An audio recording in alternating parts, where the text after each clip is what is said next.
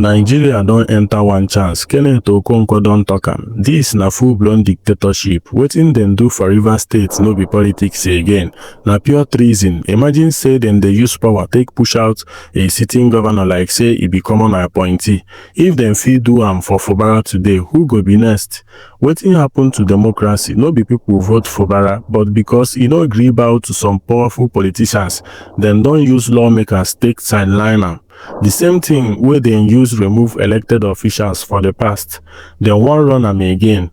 This one don pass governance, na complete power grab.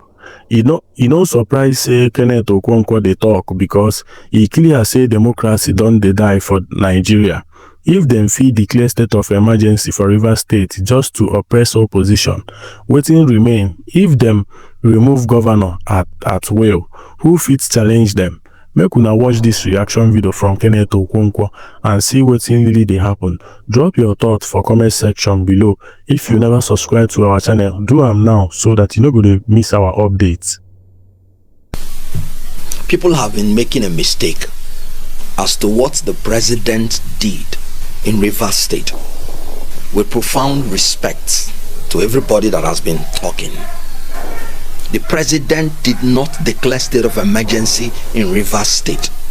The president declared a martial law in Rivers State. And I want you to understand the difference. The state of emergency is recognized by our constitution and has given the president the power to declare state of emergency under certain conditions. The Nigerian Bar Association, led by its president, has made it clear that none of those conditions has been fulfilled to warrant the declaration of state of emergency, meaning that the purported declaration is not a state of emergency. The Supreme Court is very clear.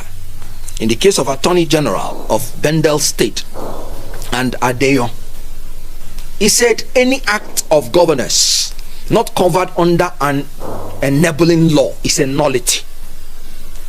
So there is nothing like state of emergency in what President Bola Ahmed Tinubu did.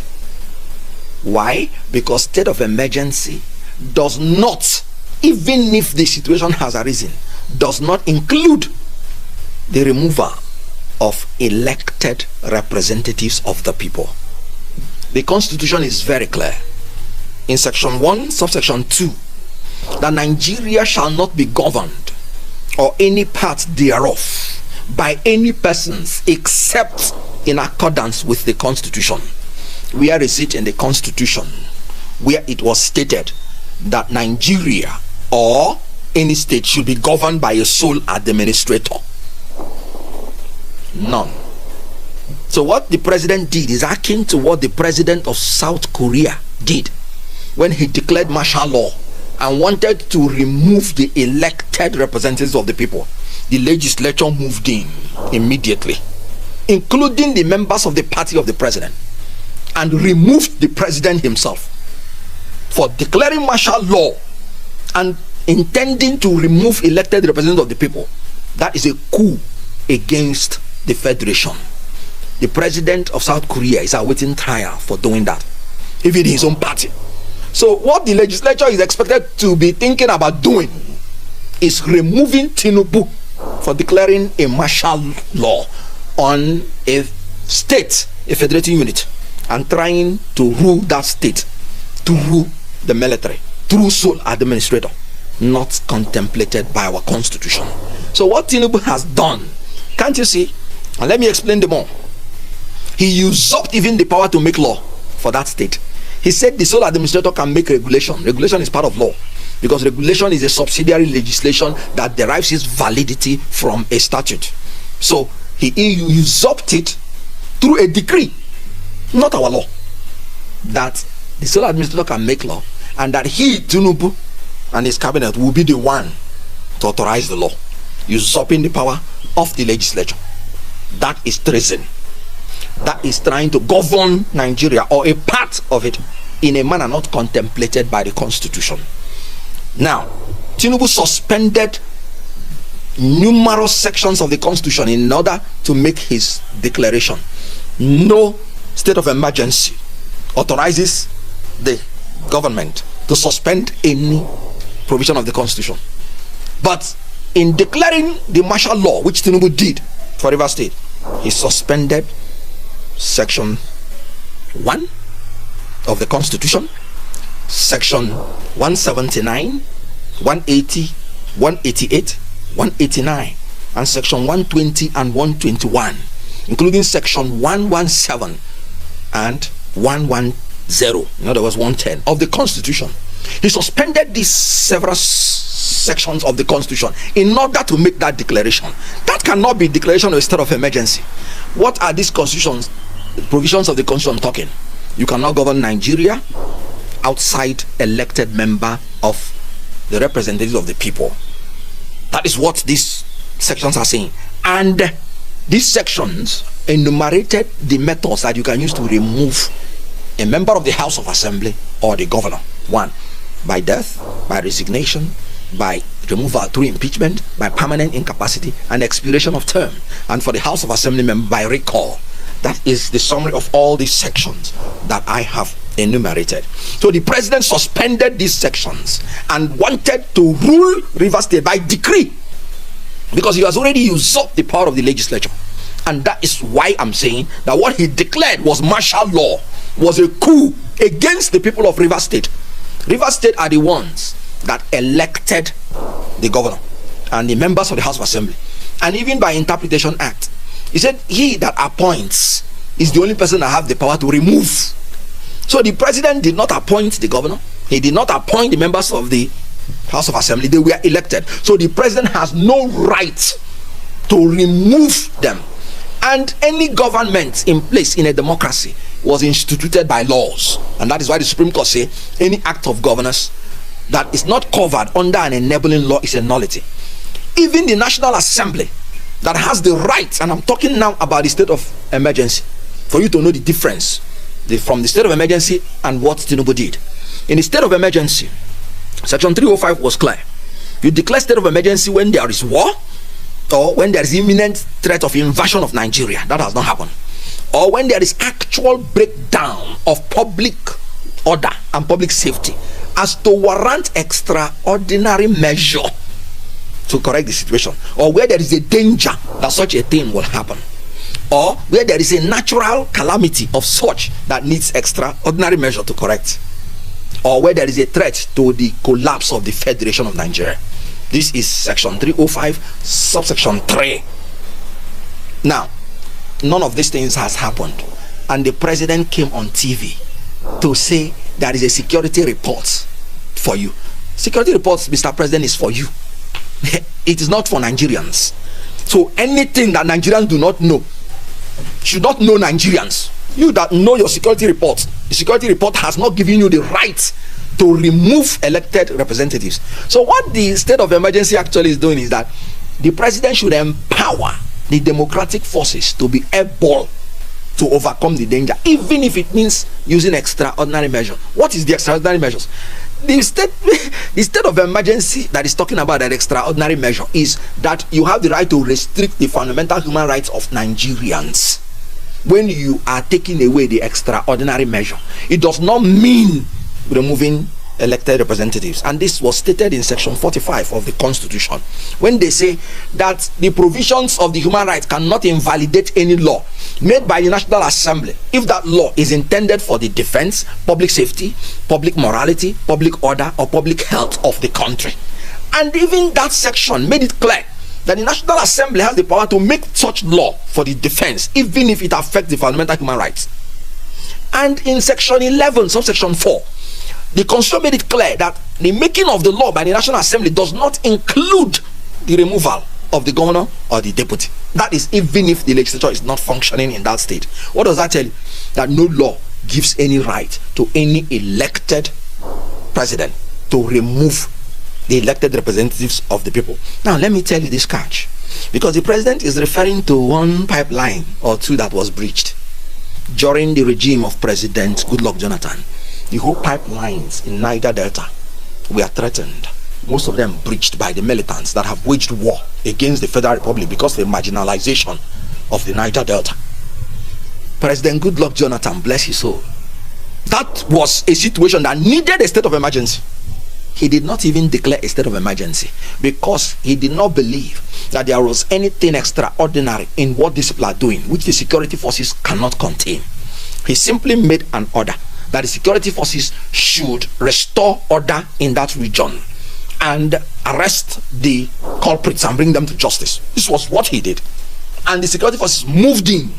No governor was affected, no House of Assembly was affected, and it led to the dialogue, which resulted in the amnesty, which brought peace to the region, which we are enjoying today. When a competent president wants to make peace in any part of the country, he goes it by the way that President Goodluck Jonathan, that President Umaru Yar'Adua went about it. You negotiate, you go into dialogue, not going to support your appointee in order to destroy the state because you want to capture the state. That is why it is not a state of emergency that he's doing, because Yar'Adua, faced with the problem in the entire Niger Delta, which breached all the pipelines, which brought war against the Federal Republic, did not even declare a state of emergency. And the president is telling you apprehension, there is tension, not that is anything actual, no evidence. So that is one. Secondly, when Goodluck Jonathan was faced with invasion, insurgency by a terrorist group called Boko Haram that has taken over local governments and 3 states were under threat, Goodluck Jonathan rightly declared a state of emergency and did not remove any governor, did not remove any elected representative of the people. Why? Because he was not declaring martial law, he was declaring state of emergency. And he took out that situation. I remember when Boko Haram, before the election, in 6 weeks, he wiped them out. Why he declared the state of emergency is to let the people know your movement might be curtailed. So don't come and quote for us freedom of movement. You should not come out in so time because stray bullets can catch you. And then if stray bullet catches anybody, you can't go to court and say the person was killed. That is the essence of the state of emergency. Your fundamental human rights could be involved. Now let's go to Obasanjo, because Obasanjo was the only leader that removed some governors during the state of declaring state of emergency, which of course the courts now have ruled illegal. But one thing Obasanjo did, he did not use it as an instrument of power grab. Obasanjo never declared or removed any elected representative in the opposition party. It was only PDP members, his own party, that he removed. And there was another governor that had the same security problem in another party. Obasanjo refused to remove him because he knew that it would be interpreted as power grab. Obasanjo wrote a letter of warning to that governor. When Tinubu was governor, there was security problems in Lagos. Obasanjo restrained himself from declaring state of emergency in Lagos. I still remember it was Dele Alake that came out on TV and told Obasanjo, the security in Nigeria is your duty, not the duty of Tinubu in Lagos. And that if security had failed in Lagos, it is your failure, not the failure of Governor Tinubu. And you cannot declare a state of emergency in Lagos because of security failures. Because security is the exclusive reserve of the federal government. Because all the instruments and apparatus of the armed forces is commanded by the federal government. The state has no power because they don't have any police. And Dele Alake made it plain to Obasanjo. When I met Dele Alake, when we were in the APC, in one function, I went to him and said, Dele, remember that thing you did during Tinubu's regime? You confronted Obasanjo and told Obasanjo he cannot declare a state of emergency in Lagos. Dele said, yes. We talked about it. I said, Dele, you did the right thing. And I congratulated him. He is there today. He told me that, look, they had to do it. And they did it. And Obasanjo did not declare state of emergency in Lagos. Not because there was no tension. There was even times in Lagos when Alaipo will kill a soldier or wound a soldier without knowing. The soldiers will go and wipe them out. During Tinubu's regime, nobody declared state of emergency. And now in Rivers State, nobody has died as a result of anything. And you came out on TV and say you're declaring a state of emergency. No, it's not a state of emergency. It is a declaration of martial law. It is a coup to forcefully and with the military remove elected representatives so that you will take over the state and administer it with military people. That's a coup. Now, let me come in again, because when they talk about this state of emergency or removing governor, Tinubu is the first president since 1979 that has used the instrument of state of emergency to usurp power from the opposition party till date. That is why it's a power grab. There was nothing in Rivers State that necessitated the declaration of a state of emergency. Let me give you another example, because they are talking about pipeline being breached, this and that. When they organized the local government election in Rivers State, secretariats were burned by people who were against the governor. Somebody was caught with a bomb. He detonated it, he wounded him. They traced him, they knew him, they arrested him. What has happened to him? To date, nothing. People went as sons who were loyal to the appointees of the president, burnt down the secretariats in open glare. Nobody was arrested. Why? No state of emergency was declared. Why? And then now you have peace. You're saying you are declaring a state of emergency. I was really troubled when the president was mentioning Supreme Court judgment. The Supreme Court judgment said that Appropriation Act must be submitted by the governor. Resubmitted, not submitted, because the governor has submitted it into a legitimate House of Assembly, and they were legitimate until the declaration of the Supreme Court. Now they said he should represent it to the 27 lawmakers, and the law is that no money of the state can be spent except it is appropriated by the House of Assembly, and that the governor will present it for such appropriation, and it will be embedded in an appropriation bill, which will become which will become law if passed. That's why I say that Tinubu suspended section 120 and section 121, because he wants to destroy the same Supreme Court judgment which has given a final judgment on the issue that the governor should represent the Appropriation Act. This declaration is against the Supreme Court judgment, and it is now Tinubu that is disobeying the Supreme Court judgment, not the governor of Rivers State. The governor of Rivers State he wrote to them first, come, let us discuss about the budget. What a good man. Why is he inviting them? Because the budget that contained only 3 members of the House of Assembly will not be the same as the budget that will contain 27 members. So in his characterizing form, he said, come, let us sit down and discuss the issues that arose from Supreme Court judgment. They refused. They gave him ultimatum. Can you imagine? People who gave ultimatum mean we are waiting for you, and you must come and present this within this time. The governor, when they refused to come and see him, went to honor the ultimatum, and yet they locked the gate against him. And yet Tinubu is giving it as an example, and he's calling the governor. Which governor? The governor that said he's going to obey everything about the Supreme Court judgment and has obeyed all, and you're still calling him.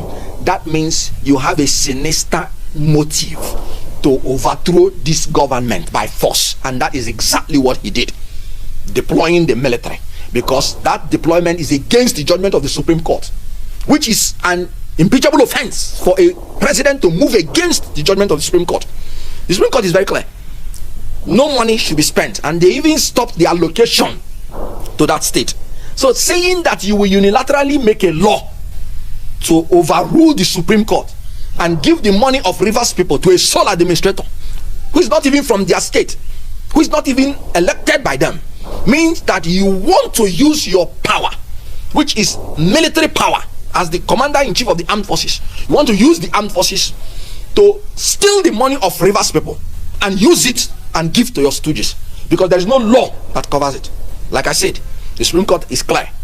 Any act of governance not covered under an enabling law is a nullity. So Tinubu is trying to breach the Supreme Court's judgment. Tinubu is trying to usurp the power of the National Assembly to make law. Tinubu is the executive. So Tinubu now wants to be the legislature, the judiciary, the executive in the issues of Rivers State. If this is not military dictatorship, if this is not a declaration of martial law, tell me what it is. Because rule of law means that government should do everything in accordance with the law, which law has given Tinubu the right to appoint a friend of his, or a stooge of his, or a loyalist of his, and overthrow the elected representative of Rivers people and use such people to govern Rivers State. So what happened in Rivers State is a coup, and Nigerians must rise against this. The president of South Korea, like I said, was removed and is facing trial for declaring a martial law upon the country. So Tinubu ought to be removed and ought to be facing trial for treason. This is the treason we're talking about, not arresting children who do not know anything about removing a government and saying you want to try them for treason. This is the actual treason, and this is what should happen. Elected people should be very careful what they do, because power is not forever. One day they will account for all the things they are doing. So what happened in Rivers State is a coup, and should be regarded as that. It's not a declaration of state of emergency, it's a declaration of martial law, whereby you remove elected representatives by force of arms, and then you install a leader, which is a sole administrator outside the democratic norms of the society. The House of Representatives has already approved President's request for this state of emergency.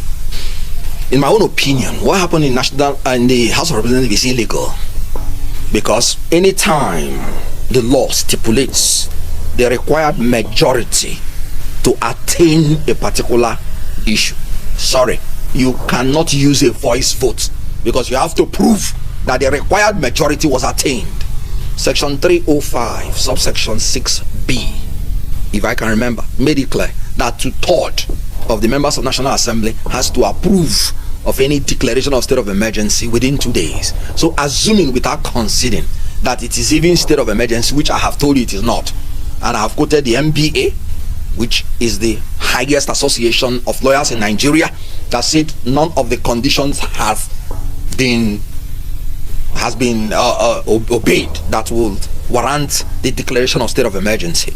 So assuming without conceding, the National Assembly must record that they have the necessary quorum, which is 2/3, and everybody should write his name and sign, because this is like akin to the removal of the speaker, which you need 2/3, or the governor. So the signatures would have to be gotten, and it has to be counted and votes taken, and Nigerians will see that 2/3 of the House of Representatives have done it. What I heard, if I heard correctly, was a voice vote, the speaker saying that they have reached the quorum. And then, do you agree? Yes. Do you not agree? How do you know 2/3 from voice? How do you know 2/3 from voice? Assuming I am in this house now, and you're outside, and I want to confuse people, and I'll say, hey. You would think it's 3 people. Sorry, government business is not done like that. There's nothing like voice vote in any matter that the law requires a certain percentage to be approved, because you have to prove that that percentage or that majority was attained. So I do not believe that, legally speaking, that they have done anything. The law gives them power to approve any resolution through voice vote, and if any one of them is in doubt, then the house has to be divided, but not when the law says 2/3, because if there is a legal matter, you have to present evidence in writing that 2/3 was achieved. So how can you go to court and say you heard the voice of 2/3? Sorry, that's a joke. It ought to be discarded. These people are making Nigerians to be a joke in international community. When America wants to approve anything in the house, you will see people voting electronically. I'm not talking about the one that requires 2/3. I'm talking about every resolution, because the people that sent you to represent them would have to know how you're representing them, and each vote they would have to know how you voted to know whether you're representing them well. How can you distinguish and separate people the way they voted when you say voice vote? No, that is a way to entrench corruption, to entrench irresponsibility in the running of the affairs of the legislature, because I'm entitled to know how my representative that I voted in, how he voted on any issue in the floor, to know whether I will support him again coming 2027 or in any other election, telling me that you went through a voice vote on such a matter like this is a joke. And now, like I've always told us, that the legislature has not done what they are supposed to do. The power in a democracy does not lie in the executive, it lies in the legislature. So if things are going bad, and I've written it in my column, blame the legislature, because the executive does not have any power to spend anything except the legislature approves. Now in this state of emergency, the executive has no power to declare it except the legislature approves. So when democracy is going bad, please, the first point of call you blame is the legislature, not the executive. And until we start holding them responsible, our democracy will continue to degenerate. That's why Montesquieu made it clear that whenever the legislature is corrupt and becomes compromised and work with the executive in a compromised form, then democracy will come to an end. It's very unfortunate. Well, let's see what the Senate will do. I will be shocked and surprised if 73 members of the Senate will vote that elected members of subnational that belong to the opposition party, that they should be removed on the whims and caprices of a president who does not respect the constitution, does not respect the law, because a lot of them are former governors. They should understand what they are doing, because if this president is set, what it means is that any president can use the instrumentality of the so-called state of emergency and take over all the states which he did not win during election. Any state that he feels might hinder his re-election, he will just use that method and go and take it. So the issue here is we are trying to establish democracy. We are trying to sustain democracy. Democracy will be unsustainable when a single man will come and decide to chase away elected people. Aristotle said it is a bad thing for any human being with all the disorders and affections of the human mind to become the sovereign authority which ought to be reserved for the law itself. We should be governed by law in this country, and the privilege to remove anybody should belong to the law, not to any one human being with all the affections and disorders of the human mind. Human mind, that's why they say power corrupts, and absolute power corrupts absolutely. Aristotle said, and I repeat, it is a bad thing for any human being with all the disorders and affections of the human mind to be the sovereign authority which ought to be reserved for the law itself. Tinubu is not the sovereign authority in Nigeria. Sovereignty belongs to the people, and every government derives its power and authority from the people. And the people have spoken through the constitution and through the laws that no president should remove elected representative of the people, and it should be so. So what Tinubu did is treasonable. That is a declaration of martial law and should be seen as such. So I will be shocked and surprised if the Senate by any means say that they are supporting this illegality and this treason against the people of Rivers State. I heard an allegation, what Nigerians say allegedly, that thousands of dollars were given before some of the people did what they did. Well, I remember that Bajabi Amila, when he was the Speaker of the House of Representatives, I remember Chukwu Merije, they said when they wanted third term, that money was given to influence people. So if anything happens, I would have the right to assume and to presume that certain corruption took place, as in my own opinion, because I will not see how an elected member will come and vote that another elected member will be removed by a president and an unelected person used to replace the person, and then the person will govern without democratic structures through decrees, obviously. It will be mind-boggling. So I expect the Senate as a matured house to take a different approach. But I'm telling you that if I hear anything, because if you had told me that the House will even do what they did, of course it's illegal in my own opinion, but that they will even do it is even crazy to me. So let's wait and see. The implication is that we don't have democracy anymore, because if you can remove elected representative of the people, why would you call them to come and vote next time? if there is an invasion against Nigeria, will Tinubu agree that the military will come and sack him and give reason that it is because of the invasion, and because of the invasion there is a need for a state of emergency, and when there is a state of emergency the president has to go, and then they rule by decree? Because that's exactly what the president did. And you know the difference. If there is an invasion against Nigeria, that is the law gives power to declare state of emergency. There is no invasion of any part of Nigeria. There is no threat of war. I'm even hearing that Cameroonians are harassing Nigerians in the mangrove. Maybe Tinubu should consider declaring a state of emergency and giving up his seat and inviting another military man to come and take over, because Cameroon is invading Nigeria. Because what is good for the goose is good for the gander.